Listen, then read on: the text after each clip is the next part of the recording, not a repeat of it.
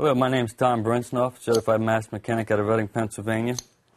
Today we're going to talk about how to fix ignition lock, the ignition cylinder that won't turn, it's stuck. Every vehicle is a little different as the configuration of your ignition lock cylinder. I have one out here for you, show it to you real quick, your key.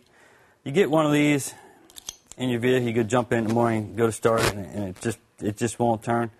Sometimes they have locks on the steering wheel that locks it from left and right when you put it in park so it doesn't go anywhere. Sometimes if you yank that steering wheel pretty hard from one side to the other, not too much force, but sometimes they'll move that way. If they don't, this is usually your culprit right here.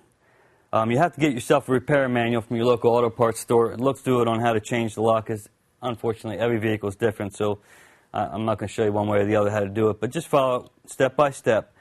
You might want to read it first, because a lot of these have security features in them, like pertaining to this one right here.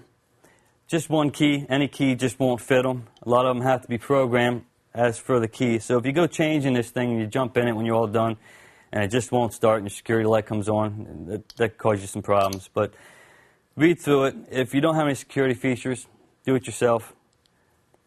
If they do have security features, unfortunately, you will have to leave it up to a local garage to have it done for you, because unfortunately, a lot of people just don't have the equipment to reprogram them. But simple thing is, read your manual. If it doesn't, they're real simple to change. Pull the steering wheel out. You follow your repair manual. Walk you through it step by step.